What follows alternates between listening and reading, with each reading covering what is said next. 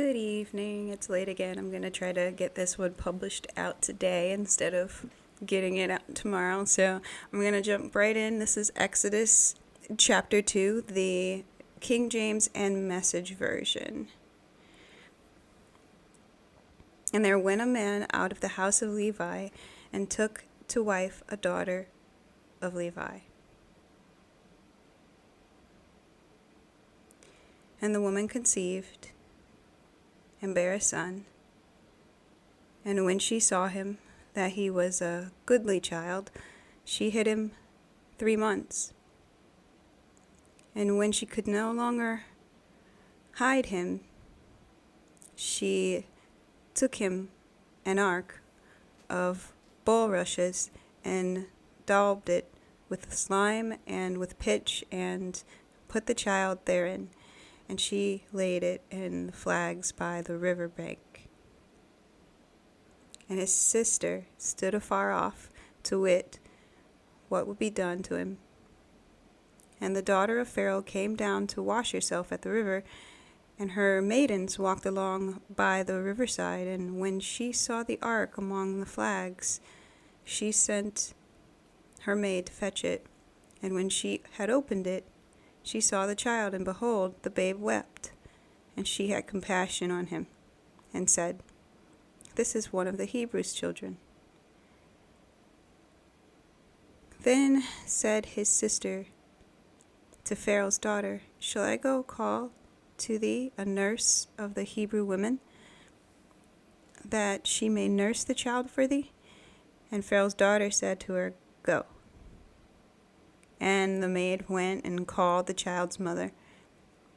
And Pharaoh's daughter said unto her, "Take this child away and nurse it for me, and I will give thee thy wages." And the woman took the child and nursed it. And the child grew, and she brought him into Pharaoh's daughter, and he became her son. And she called his name Moses. And she said, "Because I drew him out of the water." And it came to pass in those days, when Moses was grown, that he went out unto his brethren, and looked on their burdens, and he spied on an Egyptian smiting a Hebrew, one of his brethren. And he looked to this way and that way, and when he saw that there was no man,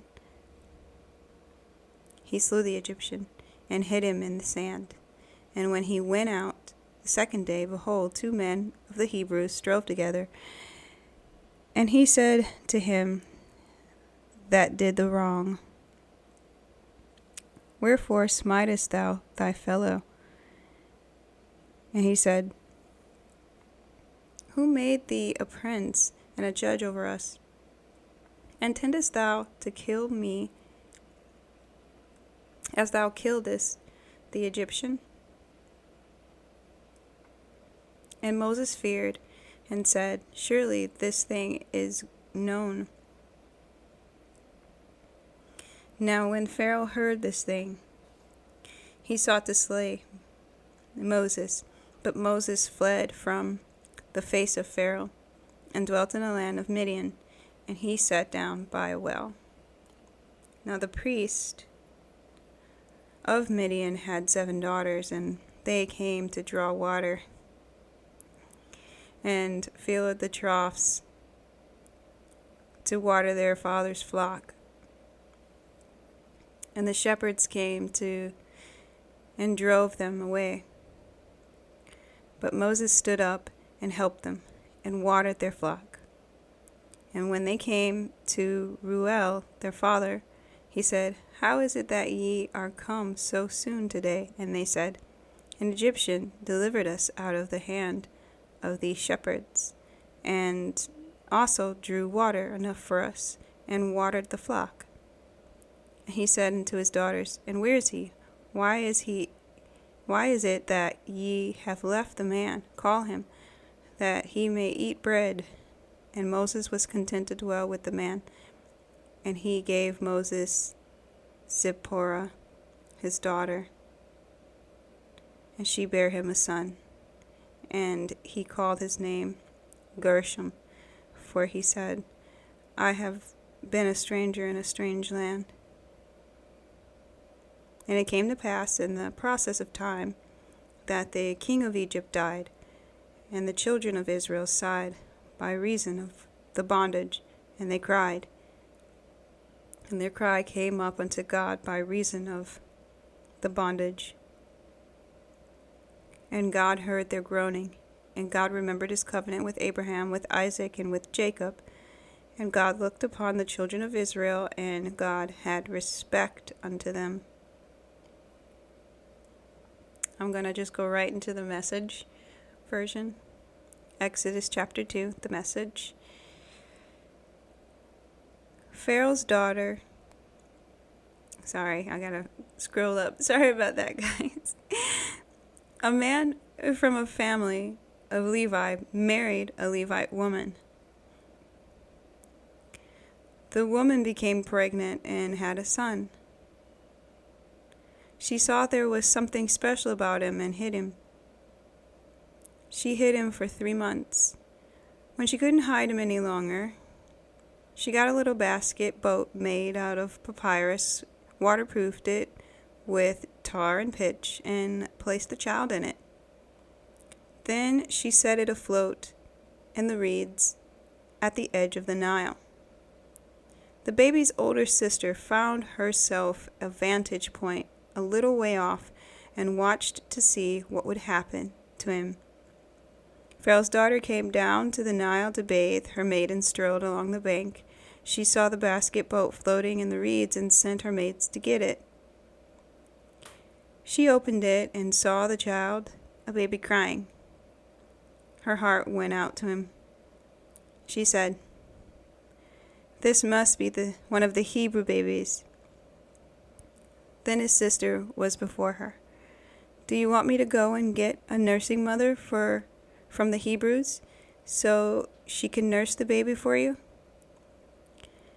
Pharaoh's daughter said, "Yes, go." The girl went and saw the child's mother.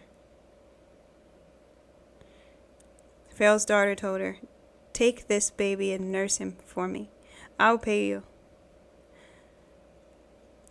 The woman took the child and nursed him. After the child was weaned, she presented him to Pharaoh's daughter, who adopted him as her son. She named him Moses, pulled out, as saying, "I pulled him out of the water." Time passed. Moses grew up. One day he went and saw his brothers in all that hard labor. He said he saw an Egyptian hit a Hebrew, one of his relatives. He looked this way and then that when he realized there was no one in sight. He killed the Egyptian and buried him in the sand. The next day he went out there again. 2 Hebrew men were fighting. He spoke to the man who started it. "Why are you hitting your neighbor?" The man shot back, "Who do you think you are telling us what to do? Are you going to kill me the way you killed that Egyptian?" Then Moses panicked. Word's gotten out. People know about this. Pharaoh heard about it and tried to kill Moses, but Moses got away to the land of Midian. He sat down by a well. The priest of Midian had 7 daughters. They came and drew water, filling the troughs and watering their father's sheep. When some shepherds came and chased the girls off, Moses came to their rescue and helped them water their sheep. When they got home to their father, Pharaoh, he said, "That didn't take long. Why are you back so soon?" "An Egyptian," they said, "rescued us from a bunch of shepherds. Why, he even drew water for us and watered the sheep." He said, "So where is he? Why did you leave him behind? Invite him so that he can have something to eat with us." Moses agreed to settle down there with the man, who then gave his daughter Zipporah, Bird, to him as his wife. She had a son, and Moses named him Gershom, sojourner, saying, I am a sojourner in a foreign country. Many years later, the king of Egypt died. The Israelites groaned under their slavery and cried out. Their cries for relief from their hard labor ascended to God. God listened to their groanings. He remembered his covenant and with Abraham, Isaac, and Jacob. He saw what was going on and with Israel. God understood. So that's the end of chapter 2 of Exodus. There's a few things that stood out to me that just seem really interesting, as usual. Moses is a Levite, which is from, the 12 sons of Jacob, aka Israel. There was Levi, this is the Levites, which later on you'll see like the importance of them.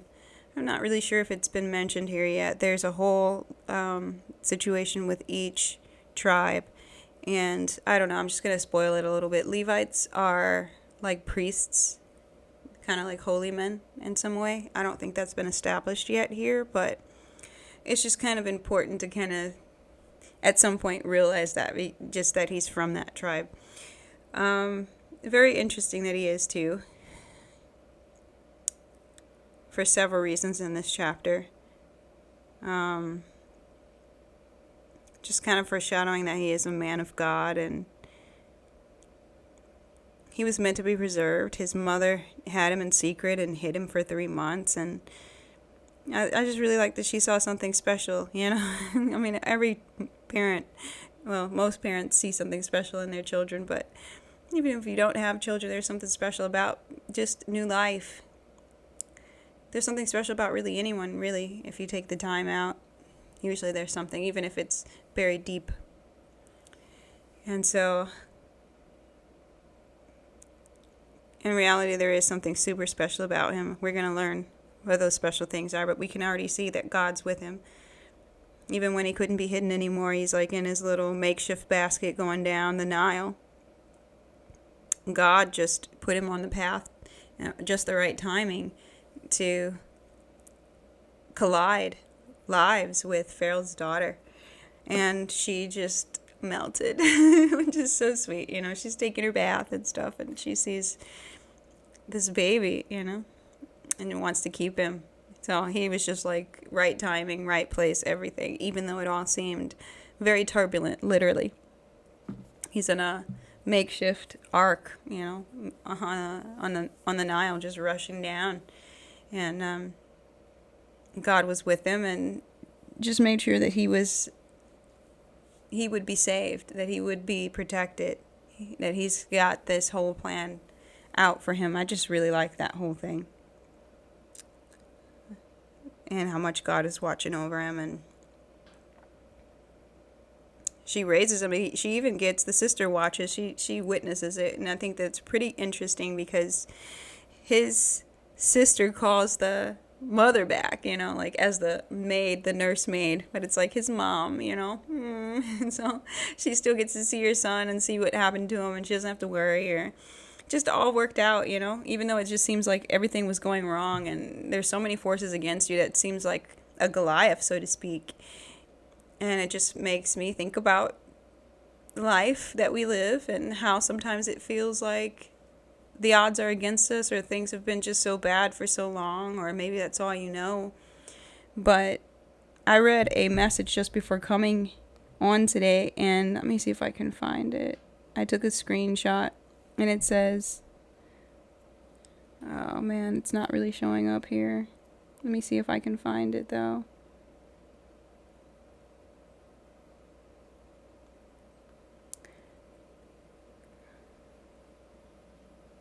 Yeah, I can't find it, but it went something like this. I guess I'll paraphrase it.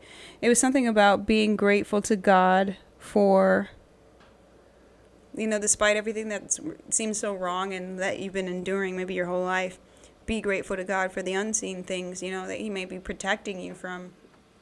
There's so many things that he didn't allow to happen that maybe you thought was supposed to happen or be or whatever at that time. And it doesn't mean it won't ever happen, but just being able to trust him despite all that's happened and what it looks like, to trust him that everything is in his timing and that things really do happen for a reason, even if it seems really messed up or bad or just really hurts or heartbreaking. That's hard to say, and I know some people that might watch this video and go, you don't know what you're talking about. You probably never experienced this or that. Believe me, the stories I could tell you. My whole life has been like a Job life, and the past few years for sure, they've been the stories I could tell you and that I will tell you someday once things wrap themselves up, because I'm still coming out of it, and believe me, I know what I'm talking about. I've dealt with a lot of loss and just really bizarre, definitely there was some demonic activity going on behind the scenes to hurt my life, and people being used, to do that based on maybe them not having a relationship with God and being open to those portals of darkness to be used for that. The stories I will tell you one day. But when I do say that, the saying that I read was, despite all the, bad things, just be happy that what God has given you and protected you from that you just don't even know. Just be grateful for the things that he did not allow to happen to you. Something like that it went. And it just really resonated with me because it's so true. There's so much that you just don't see in the spiritual realm. We see just this material place that we are living in, this realm, but there's so much going on around us. Angels fighting demons, all kinds of things. And when you pray, there's shifts that's going on as well. There's a lot that's going on. And that's kind of displayed here in the end in verse 24 and 25. Verse 23 even of Exodus chapter 2, verse 23 through, we're just going to do 23. No, we're just going to keep going. I'm sorry, I'm just getting tongue twisted.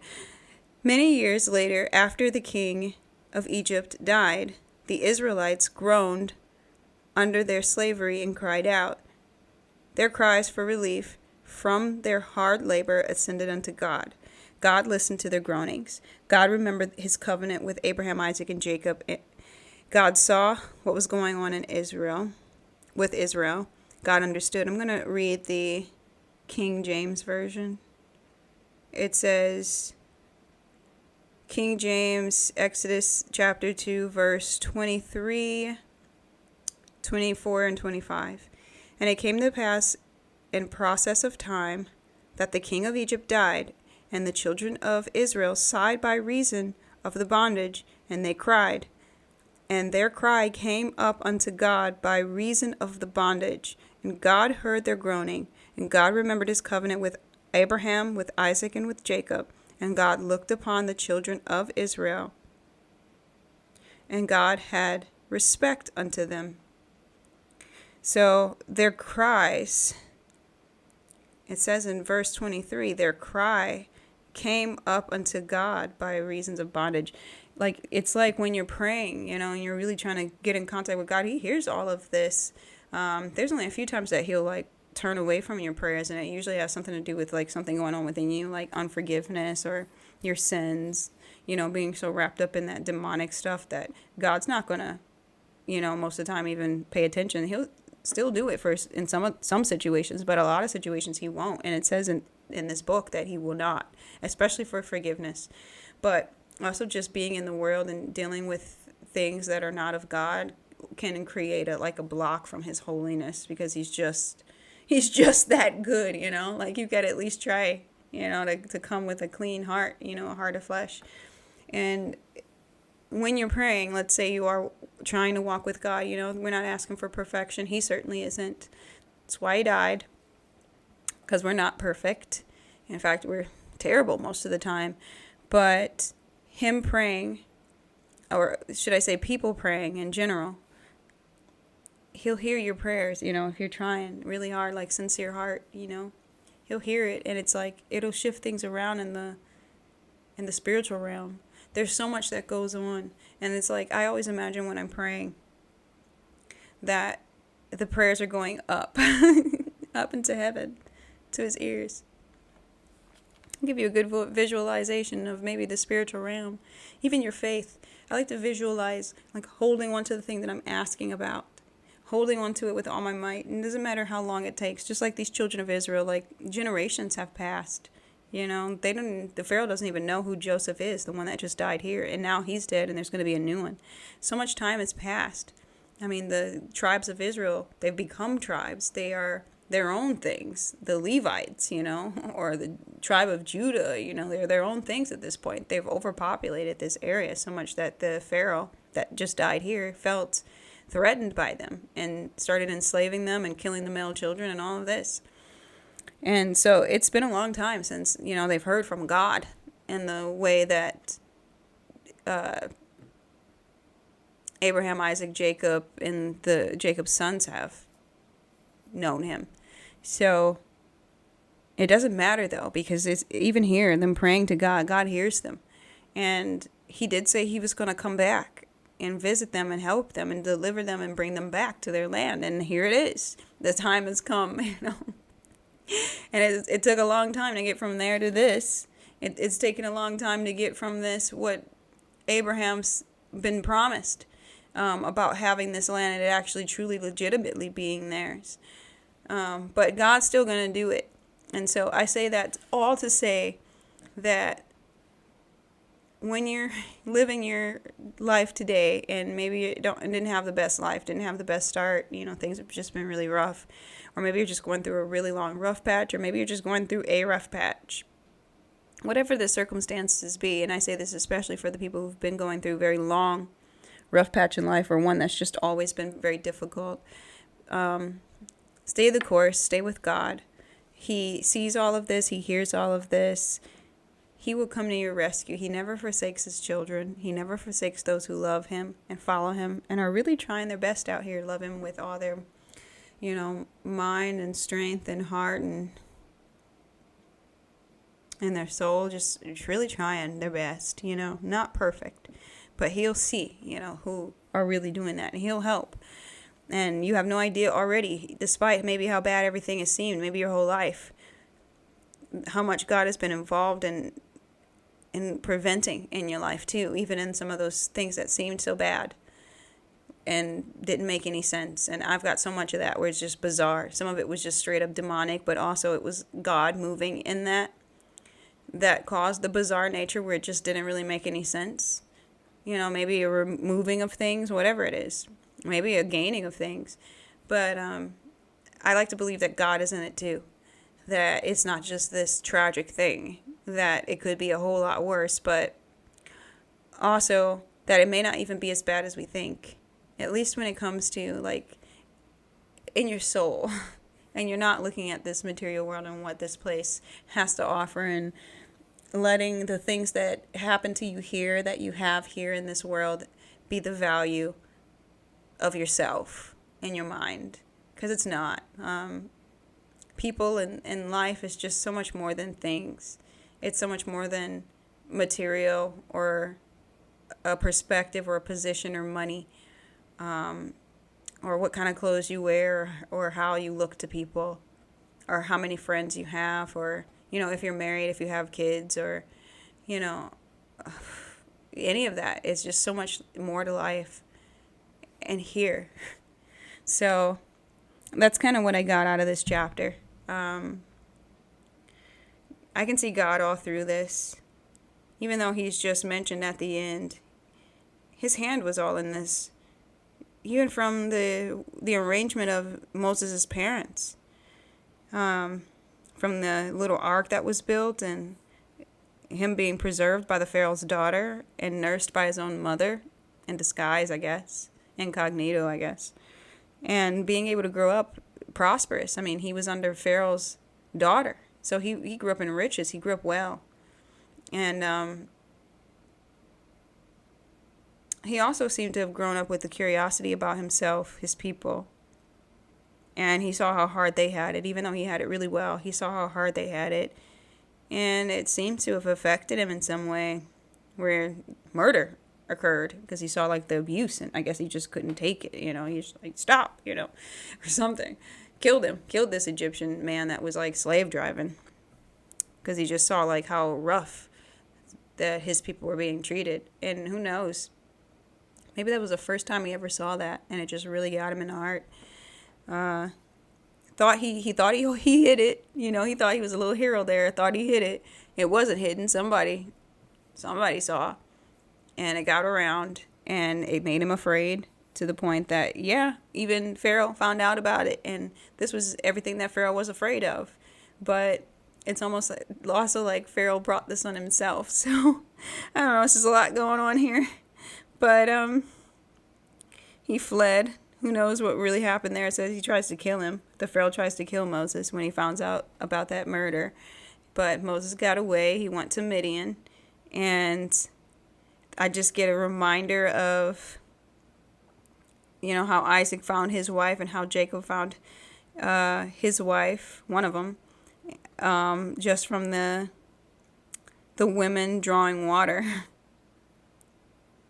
Yeah. He finds a wife the same way, interestingly enough. I think she's an Ethiopian. I have to really look back at that. In fact, let me just do this here since I'm live on here, and let me see.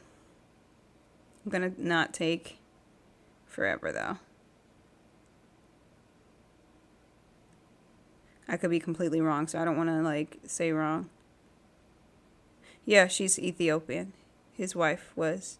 So, he helped them out. Apparently the daughters needed a man to get those shepherds off, because the shepherds were getting in their way of, just trying to get the water. And I like that. He's not really some criminal. Yeah, he murdered, and that was absolutely terrible and sinful. And my dude, Moses spilled blood, It's not really a light matter, but I don't really think his heart was really in that.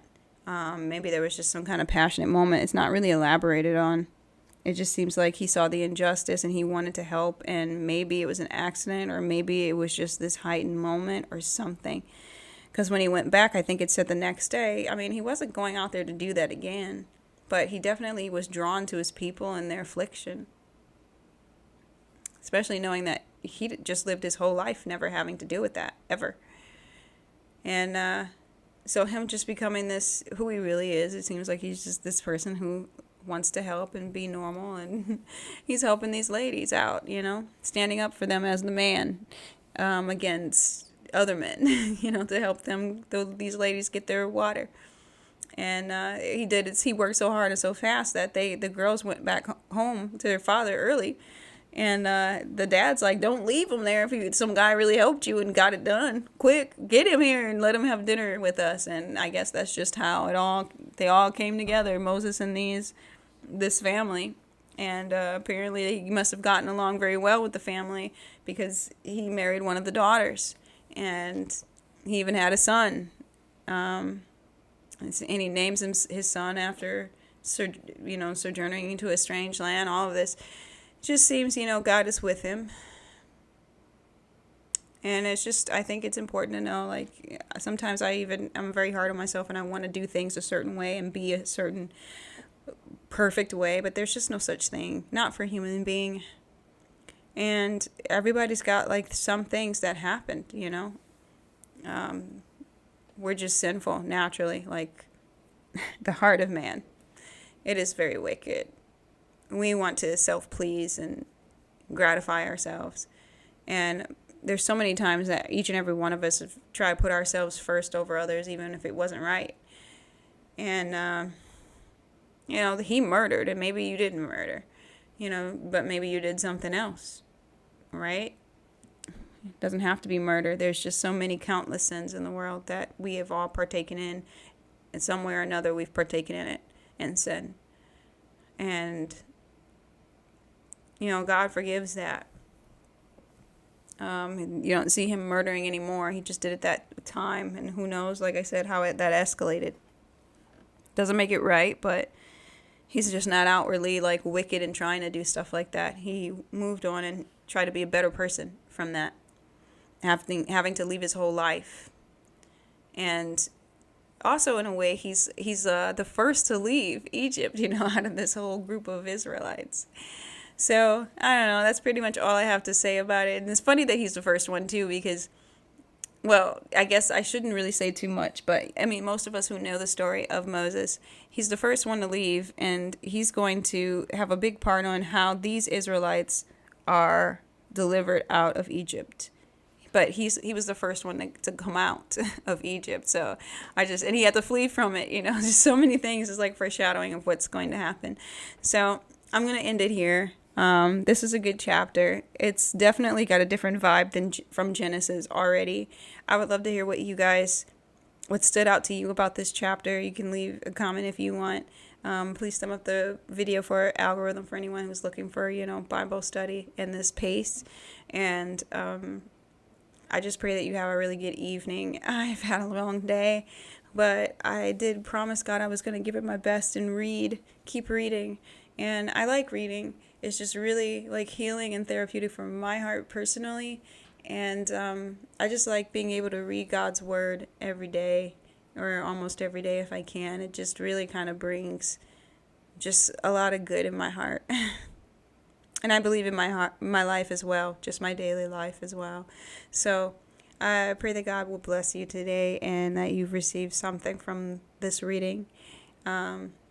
This is not a professional YouTube channel. I'm just on here just reading God's word and talking about things that are related to him, just like my blog.